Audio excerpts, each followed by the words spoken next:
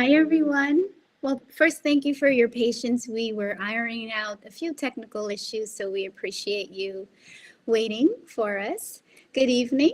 On behalf of the Caribbean Cultural Center African Diaspora Institute, also known as CCCADI, that's with 3 C's, I would like to welcome you to tonight's conversation on visualizing racial complexity as part of our current digital exhibition, The Abyss of the Ocean, Cuban Women Photographers, Migrations, and the Question of Race.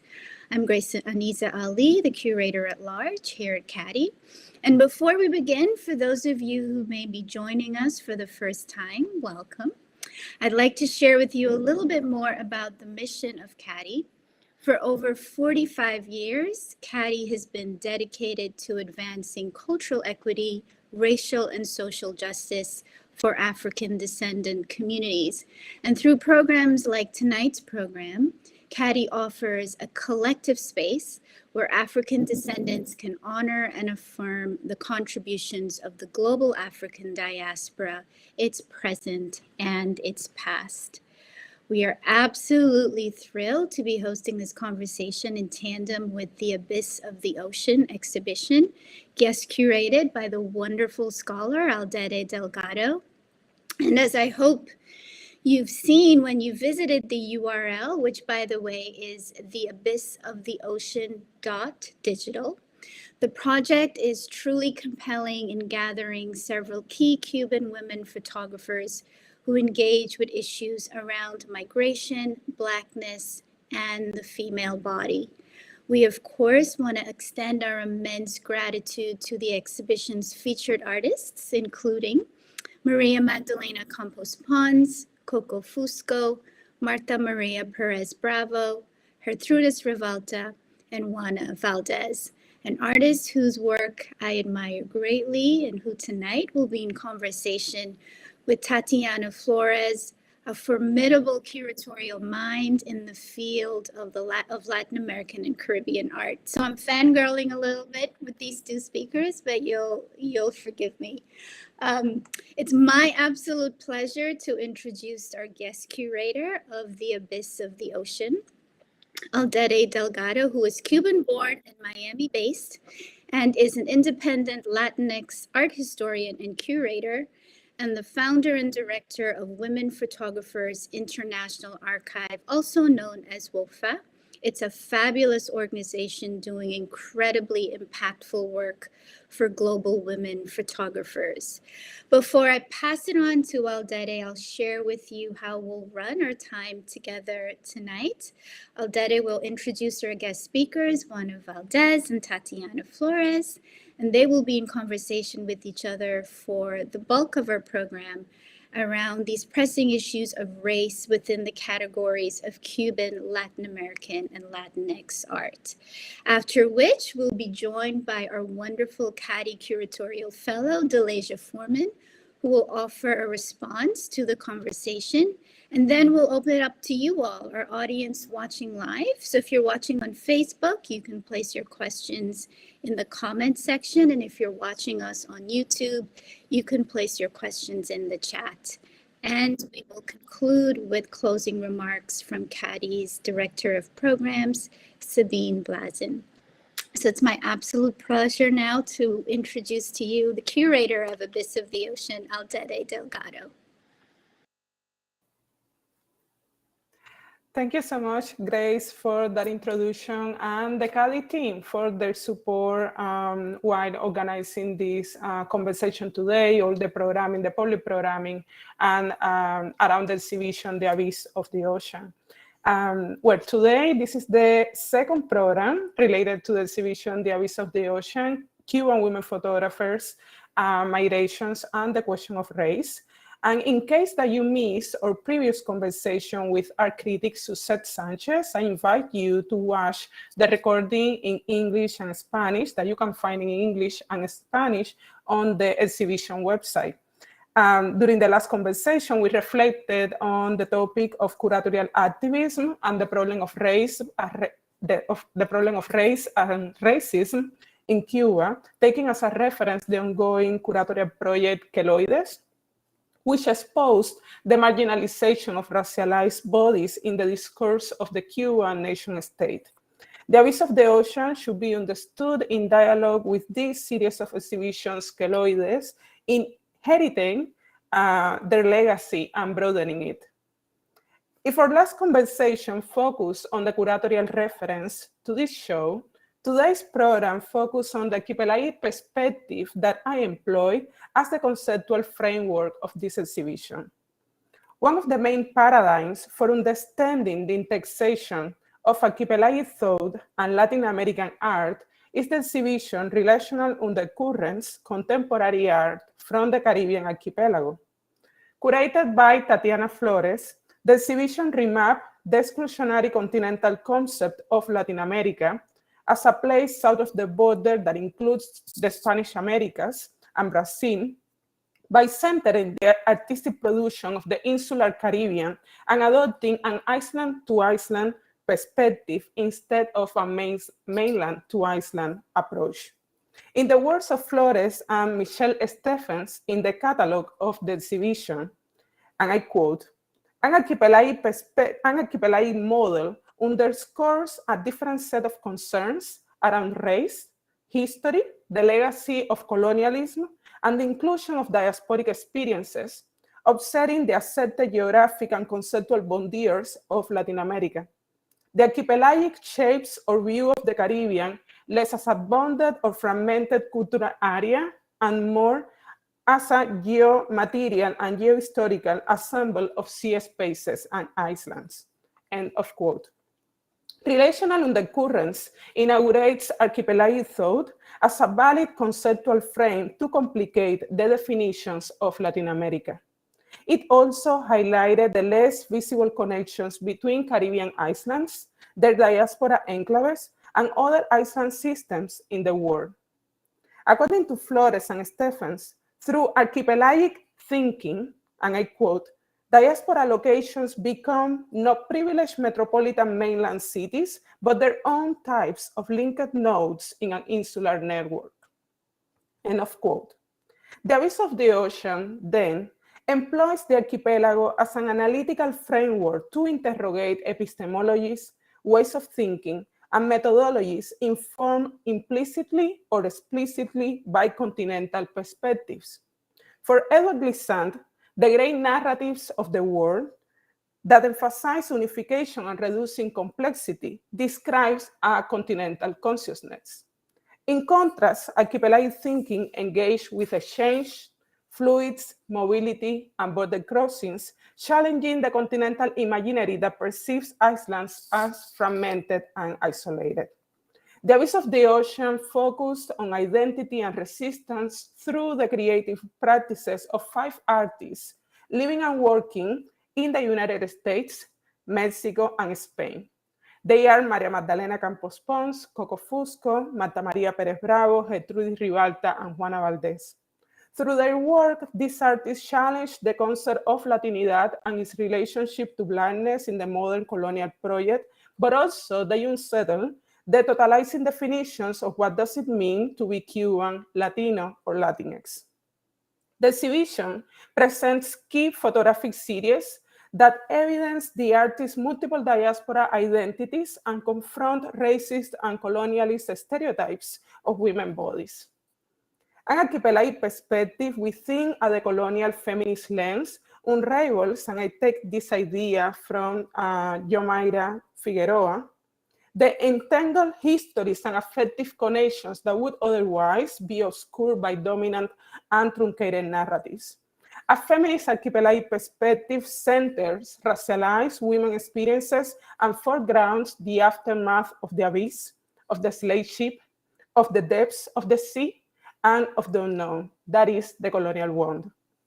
It is a pleasure for me to introduce in our talk today, in this conversation that we will have today, Dr. Tatiana Flores and visual artist Juana Valdez, who will be in conversation for the next approximately 40 minutes. Tatiana Flores is a professor in the Department of Latino and Caribbean Studies with a joint appointment in the Department of Art History. A specialist in modern and contemporary Latin American art, She is the author of Mexico's Revolutionary Avant-Gardes, From Estridentrismo to Teri-Teri. A 2017-18 Getty Scholar, Flores received the 2016 Arts Writer Book Prize from the Andy Warhol Foundation and was the 27-28 Cisneros Visiting Scholar at the David Rockefeller Center for Latin American Studies at Harvard University. She is president of the Association for the Study of the Arts at the present, ASAP, past chair of the editorial board of Art Journal, and also serves on the board of ASAP Journal and Latin American and Latinx Visual Culture. Professor Flores curated the critically acclaimed exhibition Relational Undercurrents, Contemporary Art of the Caribbean Archipelago for the Museum of Latin American Art in Long Beach, California.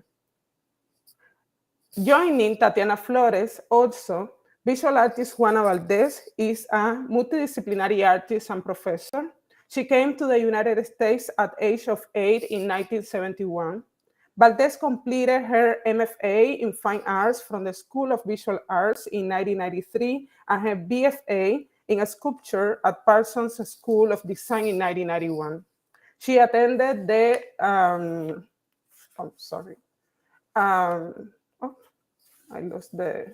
when she attended, I lost that part of the bio, but when? She also, one of her most recent exhibitions, let me look for that info here, sorry.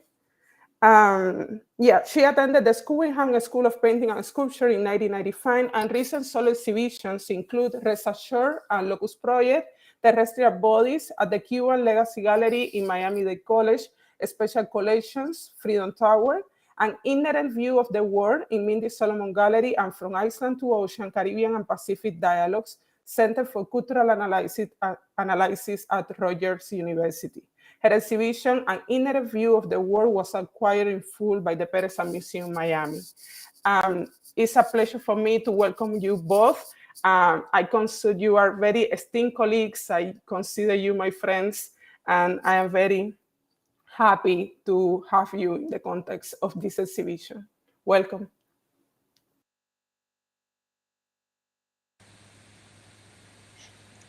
Thank you so much, Aldeide.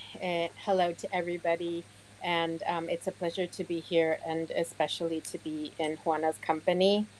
Juana, I really will cede so much of the floor to you because I want to hear from you more than anything. So let me kind of pass the mic over, and then we'll take the conversation as you show us your amazing body of work. Okay, thank you, Tatiana. It's the same. It's wonderful to be here with you, Aldeide. Thank you for inviting me to this exhibition as well.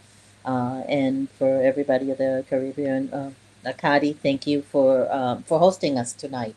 I want to begin to say that both I've been in conversation with Tatiana and Aldeide now for a while. For Tatiana, I met at Rutgers University when I was invited for the exhibition From Island to Ocean, Caribbean and Pacific Dialogues. It was organized as part of a seminar by Michelle Stephan and Yolanda San Miguel, with, I believe, Brian Russell also, who coordinated the seminar. So this has been part of a very long conversation, or I see it as a part of a conversation that keeps expanding through panels and exhibitions and talks that we have on screen and off screen together. With that said, I want to begin with the first slide of the exhibition. And we met earlier to discuss the idea of the exhibition, and Aldeide mentioned this idea of thinking about the sort of the abyss of the ocean, sort of this kind of space and void. And so I wanted to find a way in which to ground the exhibition. And so I begin with this very first piece, which is called The Journey Within. And this was actually, I included it because it's my first ceramic piece. But it begins to talk about that space. It begins to sort of imagine the space. And the piece is made of close to 100 pieces of small porcelain boats. They're made and casted in clay and then fired. And it's shaped from a paper boat. And it really goes back to my my memory as a child in Cuba and the kind of accessibility or the lack of accessibility to toys. And I remember us making these boats and working with them and playing with them. And so was one of the first ways in which I started to work with clay, which was a complete different material for me. Can we go to the next slide, please? So the idea of race, while not apparent in my work, or maybe not as obvious in some pieces as in other, it's really at the heart of the work. It's always there even when you don't see it. And so what you're seeing here, of course, is the novela by Cerrillo Villaverde, which is Cecilia Valdez, and is it was a piece that I made in Havana back in 2000 as a performance piece I was invited to do. And so what you're looking at is a paper boat that is made from the pages of the book. And so being in Cuba, sort of under those kind of conditions where everything is in scarcity, the idea of using a book as a means, the pages of a book as a mean of a boat or a form of escape, was really made sense, hence, when I left Cuba, it was really hard for me to imagine how that work would make itself. But which is why you see the ceramic paper boats, which were done in a residency in Holland. There are many other works within my body of work that go back to this particular novel that really talks about the miscegenation that was taken in Cuba in the sort of the 1900s and the 1800s. And I use it in a way to see and to showcase my own sort of history, but also to discuss sort of how race has played itself out. Can we go to the next slide, please? Can we stop? So sorry, Juana. Okay, I'm sorry. No, let's stop. I think it's better if we have a conversation. Go back again. Yeah, no, and also because I've never really had long conversations with you about these early works, and I have a lot of questions. And one of my questions is, how and when did you decide to become an artist? That's a great question. Thank you. I was going to say, when I was 3. No, that's a lie. Actually, I have to say that my coming into the idea of being an artist is something that it comes through education here in the United States. I started to go to school. I think I'm going to transition into like 3rd grade. And as I begin in school, I am sort of acknowledged for my talents, right? And so it one through literature or writing, and the other through the process of making. And as I move through the education system, I'm sort of being sort of like, oh, you're able to do this really well. Oh, you're able to do this really well. And so I'm put in special classes, art courses and writings and sort of creative development course. Little bit by little bit, the talent grows and it's developed. So that by the time I make it to high school, I realized that I want to be within the creative field and the process of art making. Originally, I thought it would be a designer and a graphic designer, and I actually pursued that for a couple of years until I realized that what I really wanted to do was I had a very specific vision and voice that I wanted to put forth, and that I didn't want that to be altered to meet anybody else's demand, and that the only way to do that was to be a fine artist. Hence, it was what initiated my decision to move from Miami to New York and to finalize my undergrad studies at Parsons School of Design. I actually started my first year at Miami-Dade College in the Wolfson campus in downtown. That's really great to hear that you had access to art education as a public school student in Miami, and especially that a young immigrant child had such encouragement growing up, because we hear so much mythology around Cuba and the art education there. And I like hearing a happy story about your experiences in public school and having that exposure to the arts. I have to say that I got, it's interesting looking back for me, the mindset that I come into the United States. So I come into the United States, and you have to think about this timeline in 1971, right? And when you think about 71, you have to think about when segregation is finally sort of legally removed from the United States. It's made illegal in the United States. So it's not a really long time. And right into the beginning period of affirmative action taking place, right? And we do have all of those uh, sort of systems in place in education. They are still there. I'm not necessarily saying that they still exist or they're still there or that it's being given to all students in the same way, because that's not true. But it was just a block of period in time in which you are still seeing the education system in the United States functioning in a way that it was set up, but not really sort of after it starts to be kind of dismantled once segregation is made sort of illegal. And I think you can track that. I see that in my own family in terms of the different generation, the kind of education they have received. That's Uh, really fascinating. Were you have you returned to Cuba since you left? And when was the so first time? so the first time is in 2000. I think it's in 1998, which was the first time that we returned to Cuba. This specific project that I did as a performance piece in Havana on the Malecon was in 2000. And I returned again. The most recent time that I returned to Cuba was in 2016, and that was part of what was called, I think, Dialogues Cuban. Oh, I'm forgetting the name now, but it was organized by. My God, I can't believe that I'm blanking out on people's names at the moment. You have to give me a second. I have to come back because she's actually now heads the Spanish Center at the University of Miami, but I'm completely blanking out. And it was a program that actually brought Cuban artists, Cuban American artists, or artists that were in Miami who had never gone to Cuba to sort of begin to to develop a dialogue, and actually brought artists from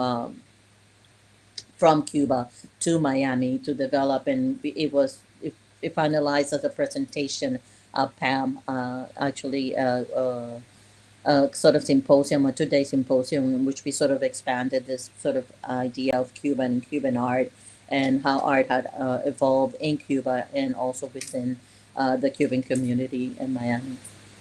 And I that know we piece can. you showed with Cecilia Valdez, were you tearing the book and making the boats and putting it Yes. on? Oh wow, yeah, that Yeah, must yeah, have yeah. been kind of a shock in the cultural sphere. There, isn't it considered it's the next image, the one with the seascape. Yeah. Isn't Cecilia Valdez considered the Cuban novel of the 19th century? I mean, it is. I think it's kind of the one thing that if you graduate, and a lady can speak to this afterwards, you kind of know the novel. It's a novella, so it's common. It's something that most people would read. It's been made into songs. It has been made, I believe, into movies. And actually, this book, believe it or not, was published for in Venezuela, which I found that was interesting. To see that image in 2013 in there are other books have different images, but I wanted to use that because the novel was really sort of talking about the issue of race in Cuba, and especially through the process of sort of miscegenation, women, men, white men, having sex with black women and having kids, and these kids actually being depending on the color of their skin, whether either being property or having the ability to be free agents in that time. So can we go to the I next slide? noticed.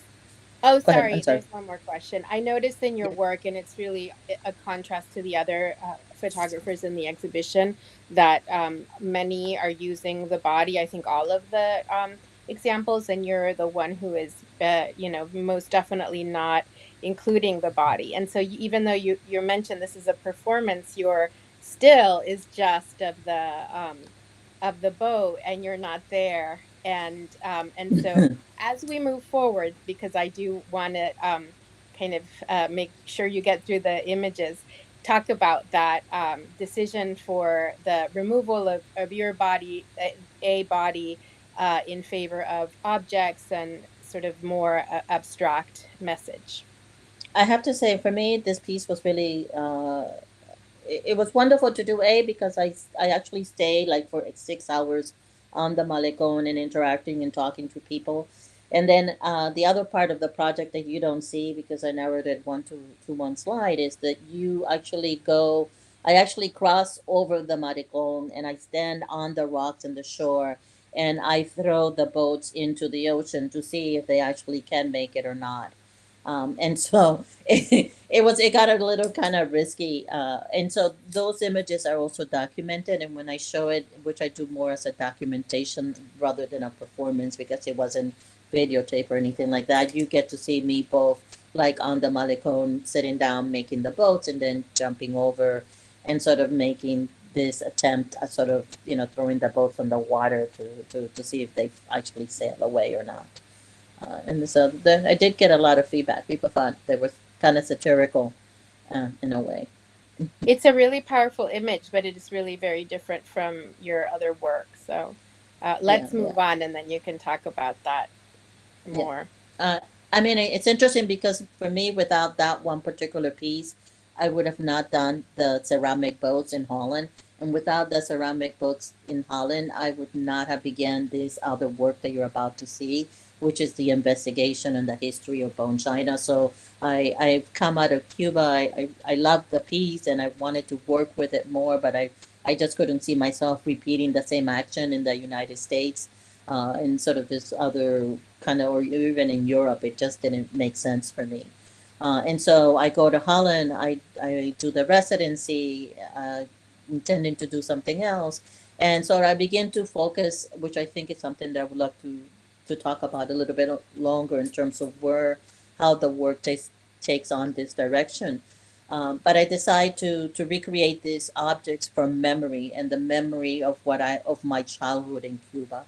And it's the beginning of my working with bone china. Again, back in the United States, which is something I do with my work, I sort of the idea of reflection and thinking about the material and what the material does and how the material functions within a certain history and a certain culture and a certain geography, and thinking back to the idea of sort of archipelago and sort of crossing boundaries.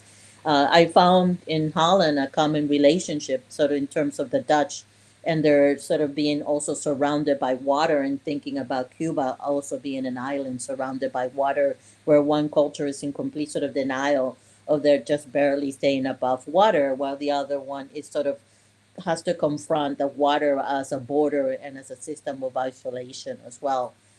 So back in the United States, I started to think about ceramics and how and sort of my own role in terms of the work. And I arrived at what you're seeing right now, which the piece is called An Inherent View of the World, in which I begin to collect these objects. Again, thinking about women and thinking about the domestic sphere in which women have the ability to exercise power through the process of purchasing for the home, but also thinking about the history of trade, you know, coming away from Holland, understanding the role that the Dutch play in terms of commerce and developing the routes and actually setting up the first corporation ever specifically for trading and purchasing materials and sort of and objects from countries in the east and bringing it to the west and developing that a commodities market in the way that we sort of understand it right now and what that meant.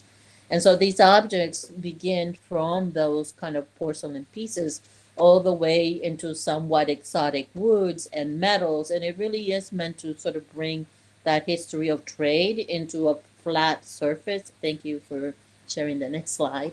In which we get to see the world, right? The world becomes flat again. And through the materials, through process, through production, through the extraction or resources and material, we recreate the world from a domestic setting. I think we can go to the next one, please, the next slide. And so I go back again between this sort of collecting and using and hoarding this object to create this sort of history, to working with the material again as a source. And I think that this is something that I continue to do for the next 10 years between the beginning of the very first ceramic piece. And what you're seeing right now is a series of black and white tiles. They're porcelain, and they're both the black and the white is porcelain. One has pigment, one doesn't. And is sort of combining this idea of what encapsulates and what captures. And one, you see the black as a form, as an action almost, while the white sits and becomes sort of this passive page, but also sort of it I guess in a way for me, it contains the black, right? So one is continuously wrestling with the other. And so for me, this work really deals about this issue of race, and especially race in America, and how we experience it from this binary of white and black, right? And I guess maybe also trying to do it in a more guttural sort of physical way. Can we go to the next slide, please? I think this is a detail of the works, and they're done actually going back into the idea of, again, the gesture, which you use not only in sort of abstract expressionism, but also in sort of very traditional Sumi drawings, right? That the whole idea is how you sort of you arrive at this movement that sort of generates the shape, generates the form, and it's never altered or changed. It sort of lays there permanently on the paper. Let's Next linger slide. here a bit Okay. in the past few, because this is one that I've also been curious to ask you more about because of the binary, especially. And then in contrast, and this one is from what year, Juana? So we're looking now probably, so I go back to Holland again in 2012. The first piece with the boat was in 2002. I actually get to go back to the same residency again in 2012. I was really interested. Now, so I come back to the United States. I begin to do the research and the history of trade in these objects and collectible, gaining a better understanding of the history of porcelain, of how it's actually, how this, even the secret for it, of making it, it's extracted from China and Japan, and then developed in Europe, and eventually Europe sits under some factory, and then also understanding the value that it has for quote unquote its whiteness, right? And so I really begin to use this idea of the whiteness of the clay as a value, and as something that defines it and sets it apart from all the other types of clay, as a way to think about and sort of play off the idea of race and Is color. it, and then Inherent View of the World, that one's from around 2015, right? So yeah, that's a little later. That's about 2015. I'm curious whether you consider that one to also be about race. Again, but getting to the more abstract, and it's a little bit like a visual puzzle in the way that it's laid out. And some of the other themes, like the paper boats, they're very clear in their address, but then the inherent view of the world is incredibly complex, but it maybe takes you in a different direction. And I'm wondering whether what you were thinking there. I mean, with that particular work, I was really thinking about, and again, I would go back to that idea the race is always within the work, because when we look at what we now consider quote unquote the global south, right? You have a group of people around the world, due to their locations, due to their resources, who are and making, and extracting resources that sort of get sort of refined and used by this other, sort of the north part of the world, which is a small percentage of people who are not invested in that labor, right? And so we look at that labor and who's making that labor. And when you look at that, what you find it is often sort of brown and black bodies and indigenous bodies who are doing that labor, and how that in itself is connected to the history of colonization. And I think what holds this whole body of work together for me was a very clear decision that I did, and it goes back almost, I think, somewhere between early 2000, 1998 to early 2000, in which I thought, when you realize you're never going to be part of that dominant culture, right? You have to sort of step back and look at yourself and see how you function and what makes you function and who you really are. And you sort of now, you have to define yourself. And what I realized is that I needed to understand, or that the work would pull apart the construction of my identity, not from a personal perspective about who is Juana Valdez, but about how the body of Juana Valdez comes into play. Like, how is it possible for me, a Black woman, to be in a continent that is not my native land? Not only do I not speak my native language, but now I'm speaking I'm speaking my colonizer's language, and even that I have to leave behind to speak another language due to migration, right? And so I wanted to pull that apart and understand how all of that unfolded through history and time. And so I think this is why that particular book, That Inherent View of the World, also does that in a way. Not only are you tracking how materials are being extracted from different places, like in the China, you at the beginning, the China is all white, but it is that influx of materials and resources from America that suddenly you see gold. You see gold, you see silver, all these other materials being added as a resource to decorate these objects. And so Europe wouldn't have that kind of those gold churches and decorations and paintings and so forth if it weren't for the mines in Mexico and in Peru, if it wasn't for the wood in Central America. And we start thinking about or the mines in, when you think about India also in terms of brass and copper. And so you start thinking about how all these resources are being extrapolated, and who is doing that labor, right? And being exported and turned into money and turns into commodities.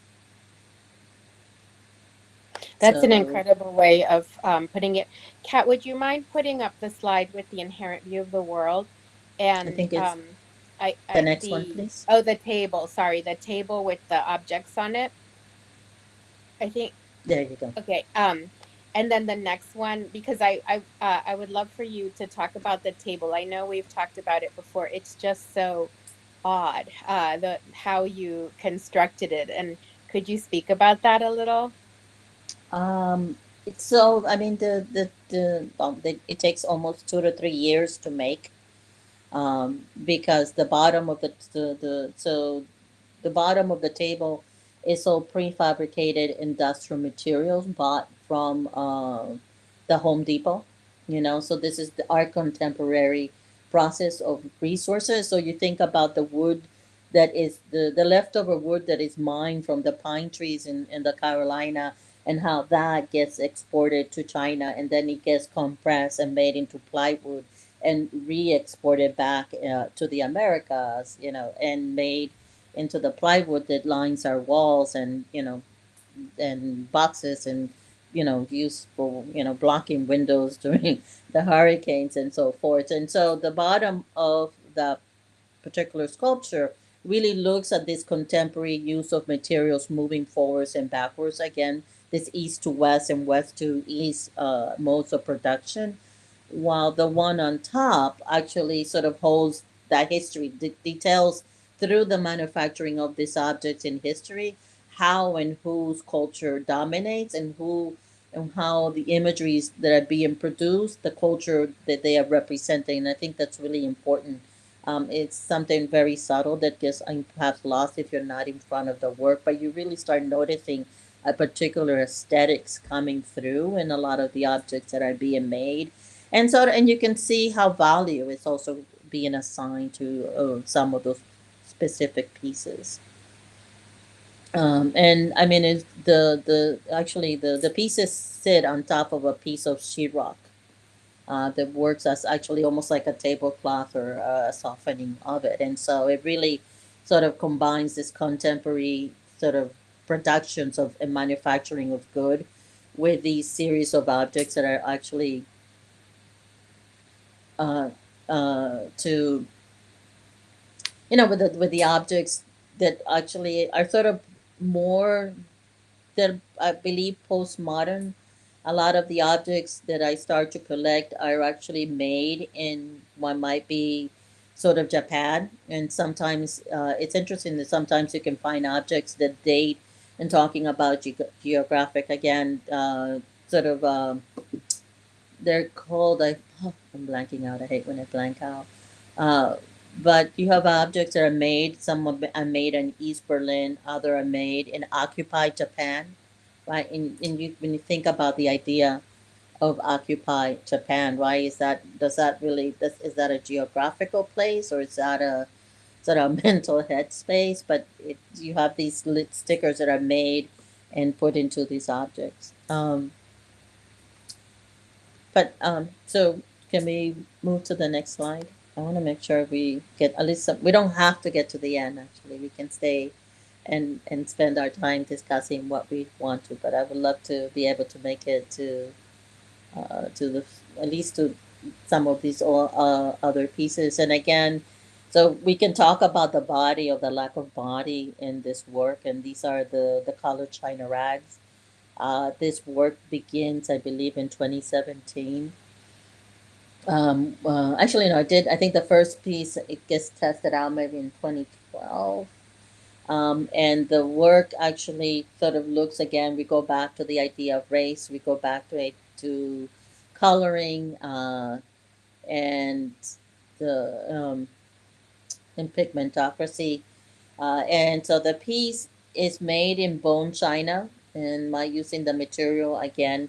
And for me, using clay, which often is referred to as the clay body, was a really made complete sense to think about it as my actually using a body and sort of adding pigment to the body, to shift the colors of the different pieces. And it is shaped you from a cleaning rag as well. So the work was really trying to connect the idea of women and women's work and women's body, their desirability and relationship to their skin colors. A very common thing in the Caribbean. You know, people are looking for that sort of hyper sort of sexual mulata. And so for darker skinned women, you're sort of wondering, your value shifts and changes depending on the lightness of darkness of your skin. Very similar to the idea of sort of high yellow in the United States. But the shapes of the rags take on a very sort of sensual and sexual shaping, thinking also back again to the idea of the body. And this piece is now in the collection of the Smithsonian, right? Yes, and it's in the African American Museum of History and Culture. They was purchased through part of their sort of Latinx fund in development of their collection. Yes, I'm I was so happy to see that. It is a masterwork, Juana. Congratulations. We'll keep going, but I have so many questions. I know. I think so. I think we can. This is an installation actually down at the the Cuban Museum of the of the Diaspora. I'm having a hard time with that name. I always get it around. But can we go to the next slide? I think we'll get details. I think this is one of the pieces and where we actually sort of interact. This was the work that you selected for Relational Undercurrents, part of that exhibition. And so I'm curious to think about how you thought about that work for that exhibition and how it helped to sort of center aspect of the exhibition for you. I did a section of the exhibition on mapping, and there were four thematic sections, and one of them was titled Conceptual Mappings, and this piece was part of that grouping. The Relational Undercurrents was a major survey show of contemporary Caribbean art that had four thematic sections and about 20 artists per section, so it was really a large show. So partly we couldn't have worked with installations for any artists for the most part, but in this case, it was the perfect expression of this sense of how the Americas came to be mapped and the rest of the world, of course. When I began a class on art and visual culture of the Caribbean, I always start with the maps and the way that this region gets named and represented and becomes a region because Europe maps it, and then we break off into these different empires, and then the discourse of the Caribbean has tended to emphasize heterogeneity, chaos. There's a prevailing theory that talks about the Caribbean as chaos, and relational undercurrents using this archipelagic approach that Aldeide mentioned, especially through the thought of Edouard Glissant, is bringing things together, and making connections where you wouldn't necessarily find them, or go out and look for them, because there is such a tendency to divide spaces into national territories. And that's very prevalent in the Caribbean still. So to do an archipelagic show was really sort of also going against prevailing nationalist hegemonic narratives of spaces like Jamaica or Haiti, or Puerto Rico, and bringing things together. And so to me, this piece and others in the mapping section were really important ways of remapping the region, and taking agency, and for artists to assert their agency over space and territory, but also to make a really pointed critique of colonialism, and the way that those little cups are stamped at the bottom. And I think it's what you have, something similar is what is on view in this exhibition of The Abyss of the Ocean, is sort of a stamp of, a country. I don't know if it's China.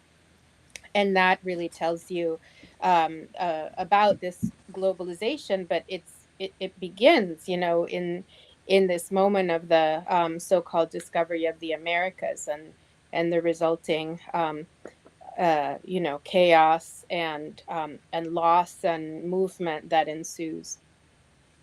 I mean, I think that I mean, the reading is 100% right. I mean, this particular next exhibition that you see and does both, it overlaps this idea of mapping with the DNA of my mother, and you can see the relationship sort of come over.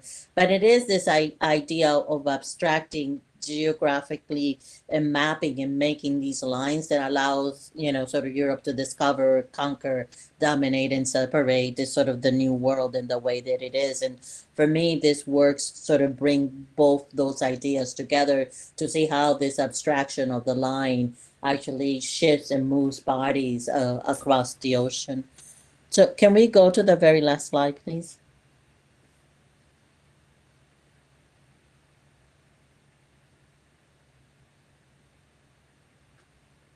Okay, so I guess we're gonna have to leave it a lot. The last slide is actually would have been, but it doesn't seem to be working, of the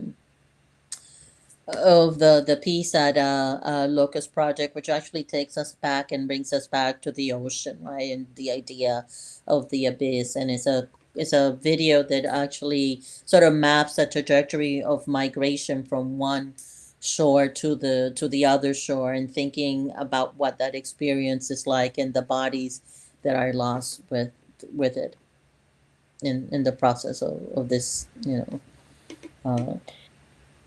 transition. Yes, that's an extraordinary piece, and it really speaks to the a kind of change in direction for you.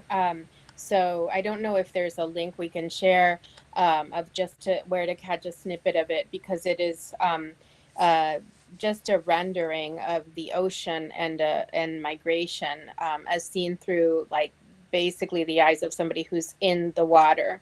And then all the objects floating around, and there's chaos sort of represented.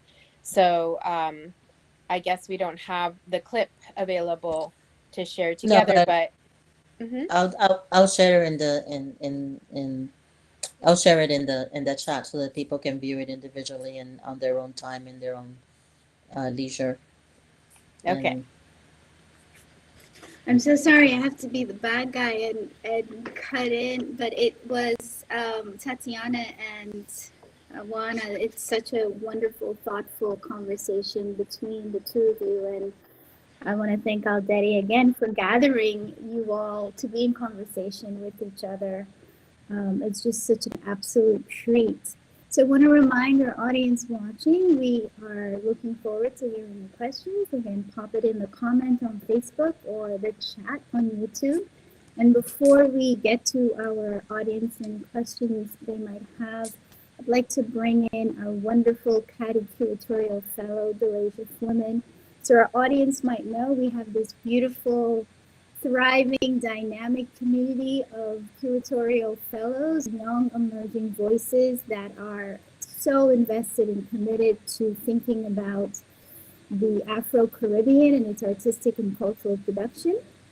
And Dalaeja Foreman is one of those young, brilliant minds. She is a community organizer, curator, cultural worker, and self-described first-generation Caribbean Brooklynites.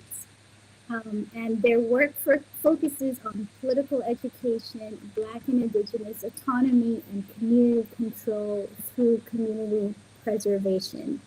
And Dalaeja is also one of 3 founders of a wonderful social media and woodworking initiative and woodworking cooperative called Breadfruit. So Dalaeja, we'd love to hear your response.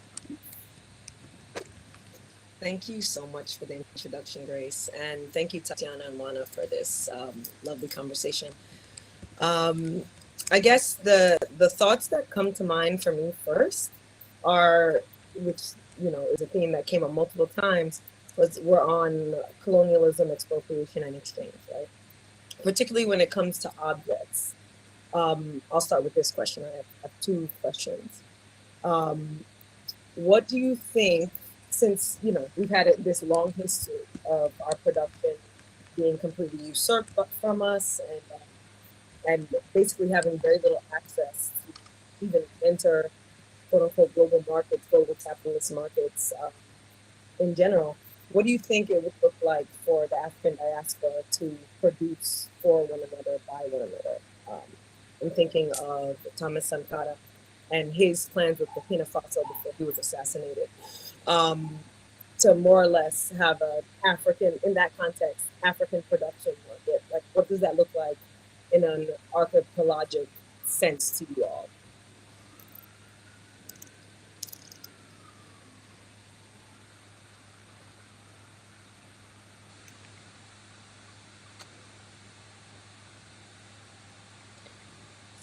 Do you want to take it, Juana? I'm happy to chime in since I'm already talking.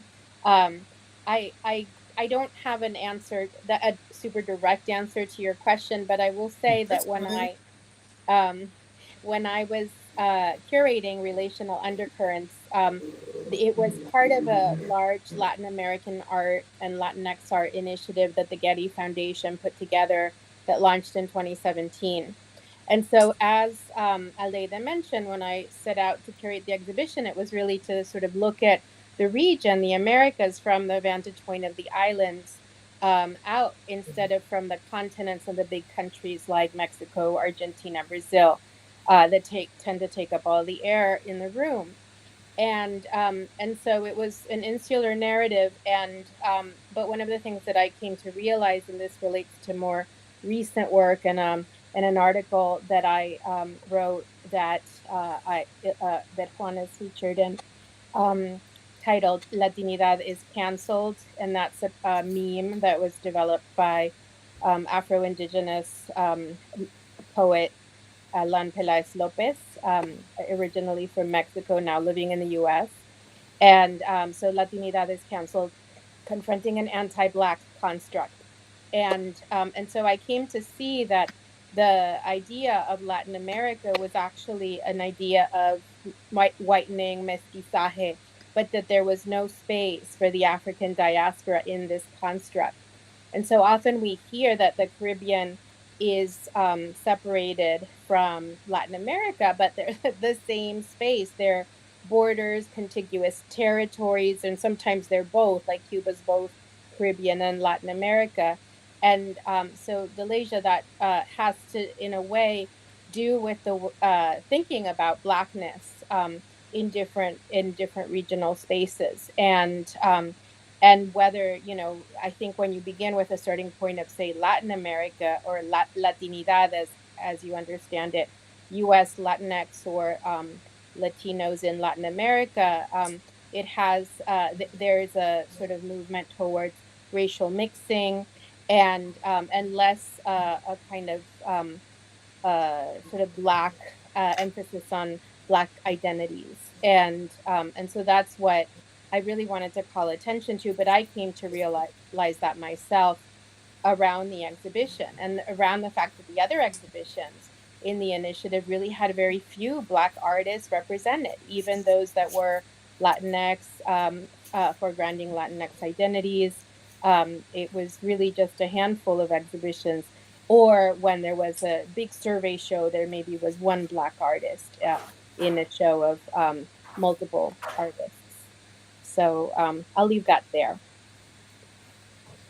Thank I you. mean, I would just add a really cute short sort of insert because I'm thinking of what you're thinking about, and if I understand the question correctly, and it was just, I think the Pew Foundation just recently released their stats, right? And I may be not 100% correct. And I remember, I think it was like 13.1 million Afro Latinos out there, right? And I think part of where we are right now, and I think going back um, to the beginning of my talk, like when I said when I arrived in this country in 1907, the conversation that we're having right now did not even exist. It did not even exist. It wasn't even it wasn't even a vibe in the ethos. And I'm not, it's not true, but it's true. Maybe it was a vibe in the ethos. So in a way, I think we're moving to that. We're understanding the commonalities that we have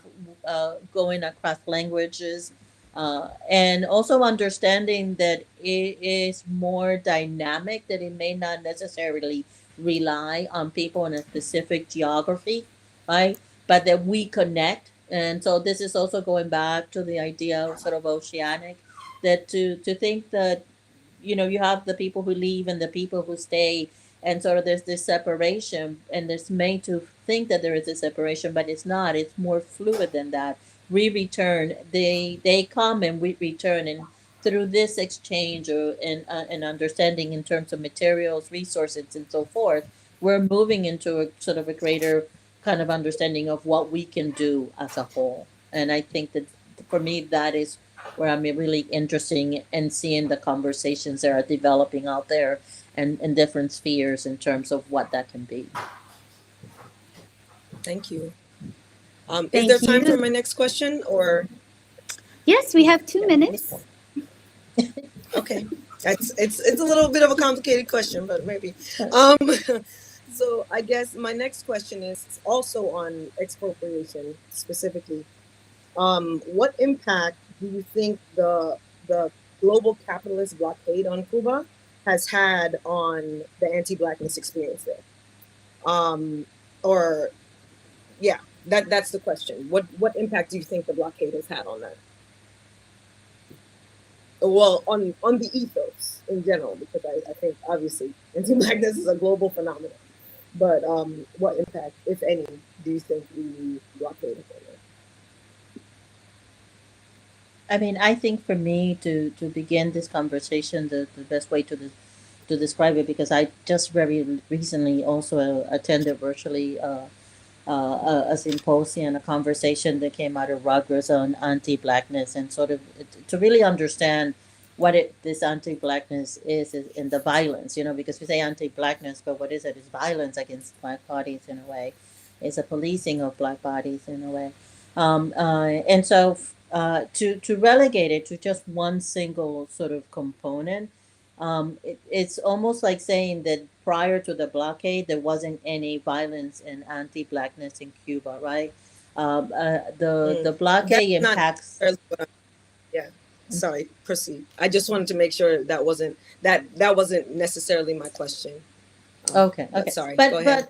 yeah, no, I want to go. I want to think about it, because I think for me the important part of your question, and from what I gather also from attending this other conference was sort of a conversation was to really think about what does anti-Blackness means, right? And the kind of violence that can take place in these bodies. And so how does that violence portray itself? And it manifests itself in a way in terms of what was said in the previous conversation that Aldeidi had, was an accessibility to materials, accessibility to medicine, accessibility to freedom of movement, and accessibility almost in every piece of even of being seen, right? And being present. And so for me, I'm thinking about how all of that gets more exasperated by something like that, right?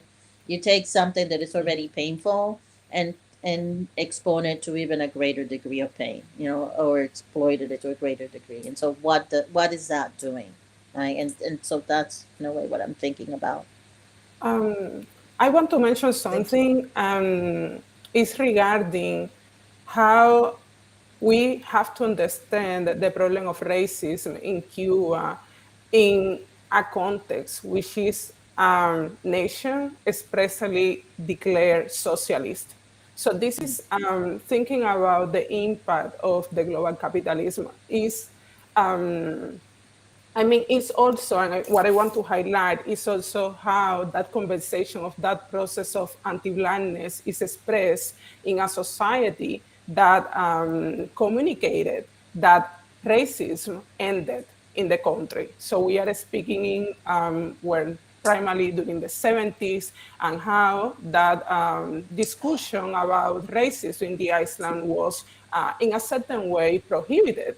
It wasn't, the discussion about racism wasn't allowed in the academic settings, or even the people that was expressing this kind of conversations were considering counter-revolutionary. So it's against people that were considered against the government. So it's, I think it's a longer conversation, but mainly what I want to point out is about this, how that process of racism or anti-Blackness is being expressed in the current society, and how that is manifested through the politics of incarceration, or the access to education that Black people have, or even the access to certain professions, because it's known that, for example, exists this kind of classification in which Black people are not allowed to work in the tourism industry, or in the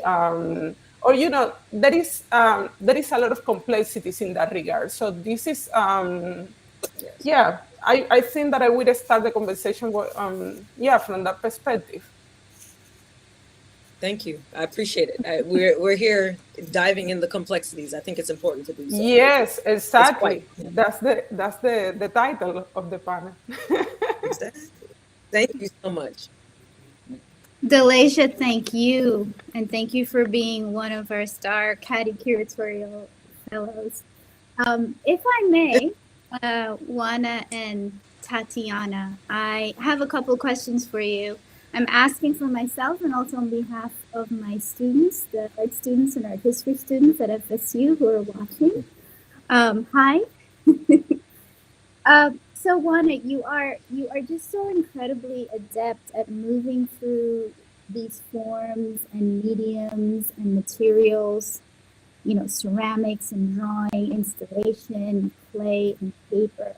And I know the studio folks are really interested in this question of what's that sort of inner artist dialogue that you're having with yourself as you think about which form, which medium, which material will most powerfully express these very complicated ideas and concepts of race and color that are just beautifully embedded throughout your work? So thank you for that question. And for all those other studio artists out there, we all know the struggle. And I have to say that somewhere along the line, the process became for me a relationship between thinking, reflecting, and making, right? And so that I don't make without reflecting or thinking about what I'm going to make. And so that the work begins conceptually in a way. And then it's about what materials I want to use or what materials I'm going to use next to be able to do it. And then there's the part which all artists share of being in the studio and sort of resonating with the specific material and appreciating that material and really trying to figure out what the material can do and how you can have a certain ownership of that material and allow it for it to express what you want to do. And I think for me, the working with the bone china really exemplifies that. It's a material that I would have as a black woman would claim any ownership over because it's something that is produced and has been produced in Asia for centuries, right? And so it's really hard for me to arrive at that, but understanding the history of the material, understanding the flexibility of the material, working with it, allow me to arrive at this other place of understanding that I almost in the studio have the ability to create almost in a way so in the same way that I hate to use this phrase that God creates, and that's how I arrived at the decision. Well, I am going to interfere in the body of the clay and do what I believe needs to do, which is to give it color, because in the color is the diversity, and then in the diversity is the beauty, right? And so it all comes together for me in the process of the studio, and then sitting back and reflecting and saying who am I representing? Who am I talking about? And I want to talk about black and brown bodies, about women's body. How are they beautiful? How are they used? How are they treated? How are they abused? Where do we find our power? And so that together makes the work happen. Oh, Juana, thank you for that powerful answer. I know my students would really appreciate that. Tatiana, as you've seen, we can't not talk about relational undercurrents. Still, how many years later, we're still top of mind. It's a very special project for me for many reasons, personal and work reasons. But I just want you to know that I teach relational undercurrents. I teach a class on case studies in curatorial activism, and one of our case studies is one of our shining case studies of curatorial activism is relational undercurrents. So for those of you watching, I think you can still get the publication. You might have to pay a hefty price for it, but it's still an amazing publication to have. So Tatiana, Juana said, and Juana, forgive me if I didn't hear this correctly, but you said something along the lines of race is always in the work. And this is such a stunning, important, powerful declaration. And so, Tatiana, I was thinking about our work as curators. And Aldeta, this is a question for you too. I'd love for you to weigh in. I was thinking about our work as curators, our work as art scholars, our work as art historians. And so when we get an artist making a declaration like that to us, race is always in the work. From a curatorial activism lens, how do we as curators then hold? What do we do with that? How do we engage with that in our projects and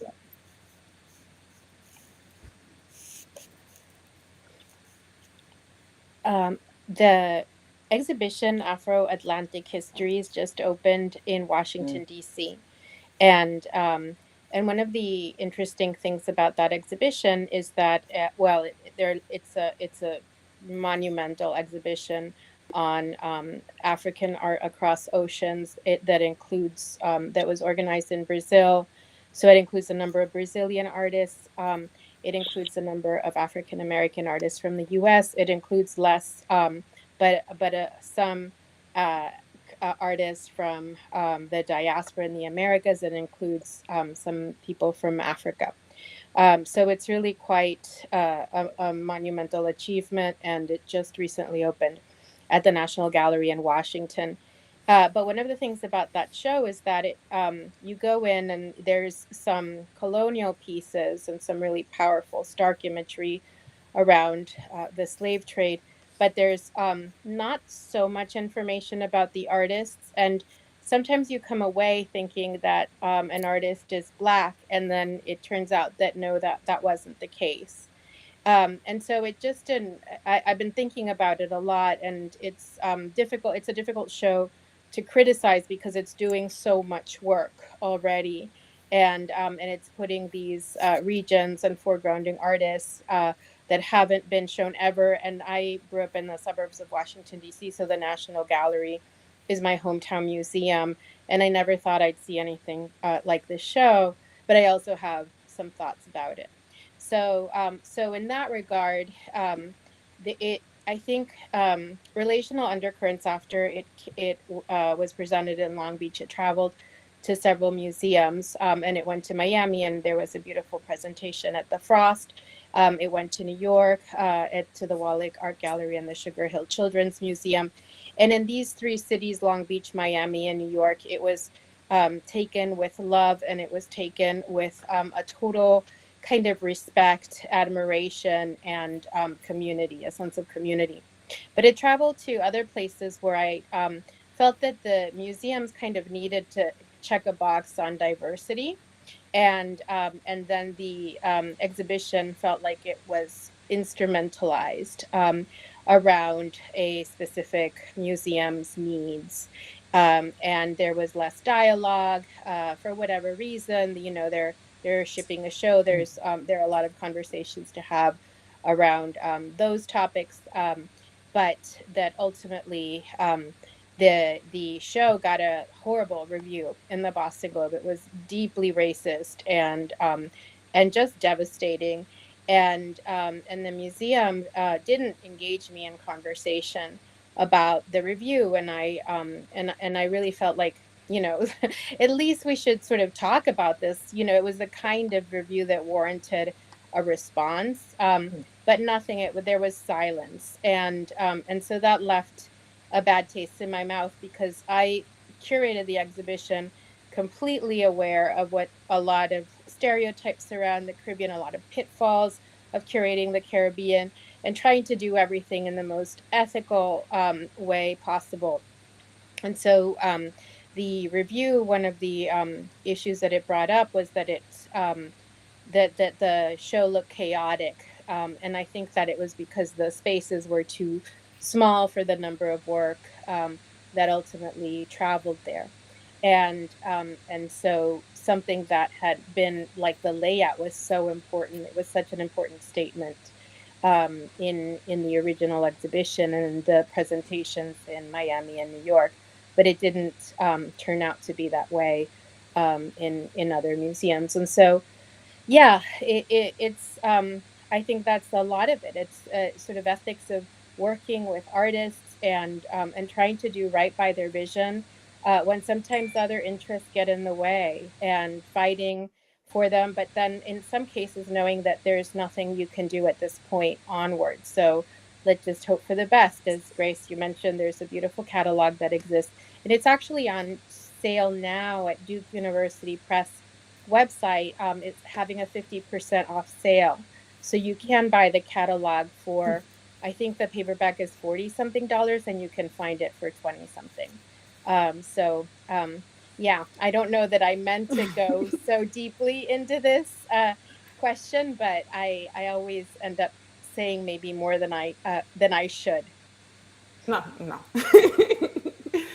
I will only add to your question, Grace, this idea of the importance of intersectionality. And I think that maybe we were in conversation last week, and I don't know if that's something that come up. We were participating in another panel, but as part of the work that I do with WOFA, where even my own work as curator, as an art historian, always thinking on the different experiences that artists have. And in this sense, the idea of the archipelago as a conceptual framework, it works very well, or has been very useful for me. And how, and for example, we have like this statement in which where I work with women, but also taking into consideration that women can be classified under a single category, but we have to consider the different ways in which class, gender, of race, creeds, religions intersect this category. So in that sense, through my work, I always try to hear the artists, to listen to the artists, to try to go and, if possible, try to have conversation with them, and always trying to provoke more questions than answers. I think that's part of my position as a curatorial, an activist curator or a feminist curator, but always considering trying to be aware of the stereotypes and trying to complicate or problematize what we already have established in our lives. Yeah. Thank you, Aldede. There's a lovely comment from fellow Trinidadian American artist who's watching us, Nicola Y. And Pat, if you have a moment to put that up on the ticker for us, that Nicole is sharing that race is always in her work, even when it is not obviously, quote, illustrated. It is embedded, but it's also because we are positioned and considered always in a fixed and limited context of Blackness. So, amen. And ain't that the unfortunate truth of it all? Does anyone have any final comments before I welcome our wonderful Director of Programs for closing remarks? We're at that time to say goodbye. Okay. Just thank you. It's been wonderful, and it's always too short. You know how that goes. I know, and But it's again, been I have to be the bad timekeeper. Oh, and I apologize. But I would love, Pat, could you kindly bring in Sabine Gazin, who is our newly appointed and dynamic Director of Programs at CCCADI, and she will offer us closing remarks for the evening. Welcome, Sabine. Hello, hello, hello. Thank you, speakers, staff, community, joining from all across the diaspora. And most importantly, take a moment to thank those who have come before us, our ancestors. CCADI centers its work on highlighting the common thread, not only bonds, but binds our global African diaspora together. For those new to our community, invited to stay up to date through our webpage, CCCADI.org, or through our social media channels. Thank you once again.